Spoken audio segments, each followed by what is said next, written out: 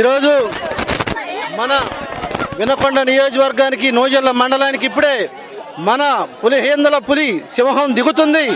అలాంటి ముఖ్యమంత్రి గారు, మా పేదల పాలట దేవుళ్ళ లాంటి ముఖ్యమంత్రి గారు ఈరోజు మా మండలానికి రావటం అంటే మా మహిళమ్మ తల్లులు కానీ మేమందరం కూడా పెద్ద ఎత్తున స్వాగతం పలుకుతున్నామంటే ఆయన చేసిన పనులు కావచ్చు, ఆయన చేసిన ఆలోచనలు కావచ్చు, ఇవన్నీ కూడా మరవలేని రేపు రానున్న రోజుల్లో కూడా ప్రతి పేదవాడు కూడా గర్వంగా మా ఎమ్మెల్యే ఉన్నాడు, మా ముఖ్యమంత్రి ఉన్నాడు చెప్పుకునే విధంగా బ్రహ్మాండంగా ఈరోజు మా ముఖ్యమంత్రి వస్తున్నానంటే మేమందరం కూడా ఇంత పెద్ద ఎత్తున స్వాగతం పలుకుతున్నామంటే ఈరోజు మా ఇక్కడ పలనాడు జిల్లా చూసుకుంటే చరిత్రలో రికార్డులు బద్దలు కొట్టాడు.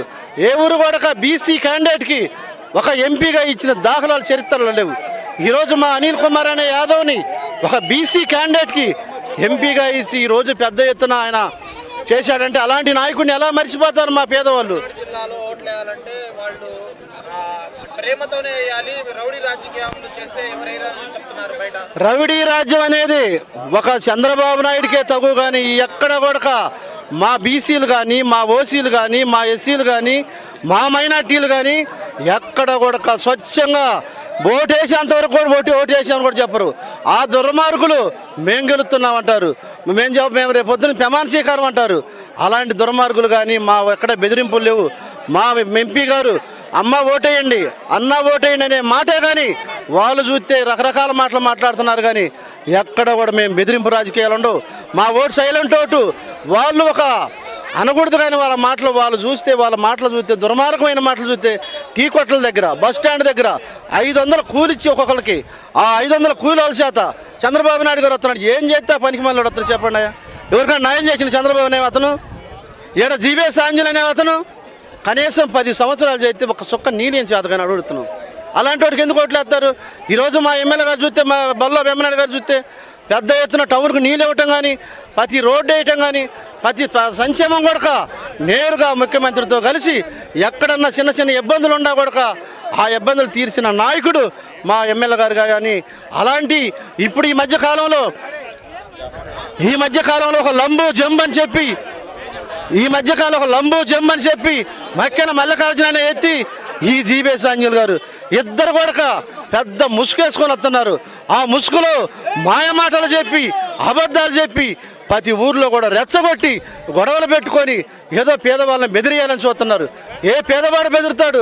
జగనన్నే గుర్తొస్తాడు. అక్కడ ఏ పేదవాడికైనా జగనన్న చూస్తే ఇలాంటి దుర్మార్గులు పారిపోవటమే కానీ ఎక్కడ కూడా వాళ్ళ అదిరింపులకు బెదిరింపులకు పేదవాళ్ళు ఓటేయరు. రేపు అనిల్ కుమార్ గారినే మీకు ఉదాహరణ చూద్దరు కానీ 3 లక్షలతో గెలవబోతున్నాడు. ఇక్కడ మా ఎమ్మెల్యే 60 నుంచి 70 గెలవబోతున్నాడు. ఇలాంటి వాళ్ళు ఏం చేస్తున్నారంటే కేవలం అతను పప్పు అనే అతను ఒక 2 కోట్ల రూపాయలు మా ఇన్నకొండకు పంపించి లక్షకు 2 లక్షలు ఇస్తాం, లక్షకు 3 లక్షలు ఇస్తాం. అదొక బేసారం, వాళ్ళకి బోగస్ బేసారం. అలాంటి వాళ్ళు ఎందుకు గెలిపిస్తారండి?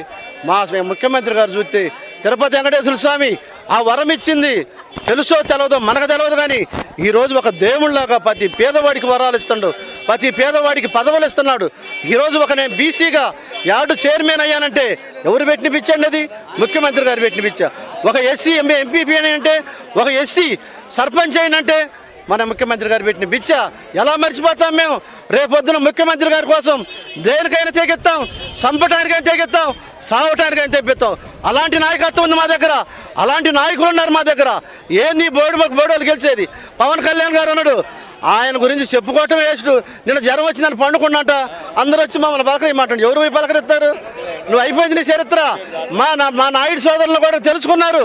మా నాయుడు గారు కూడా అందరూ తెలుసుకొని, నాయనా నిన్ను నమ్ముకుంటే మేము సముద్రంలో దూకటమేను, నిన్ను వదిలేసిమని చెప్పి ఈరోజు మా నాయుడు సోదరులందరూ కూడా బ్రహ్మాండంగా జగనన్న కోసం ఓట్లు వేయాలని రెడీలో ఉన్నారు. పెద్ద ఎత్తున గెలవబోతున్నాం. మా ముఖ్యమంత్రి గారిని మళ్ళీ ఆ పీఠం మీద కూర్చొని బ్రహ్మాండంగా ప్రమాణ స్వీకారం చేసే రోజు కూడా దగ్గర పడ్డాయి. ఇలాంటి దుర్మార్గులు అందరూ పారిపోయే రోజులు దగ్గరుండి రేపు ఆంధ్రప్రదేశ్లో ఎవడు దొరకడు. వేరే ఇతర రాష్ట్రాలు చూసుకోవటం ఈ దుర్మార్గులు మొత్తం అంతే తెలియపరుస్తున్నాను. Please subscribe .news.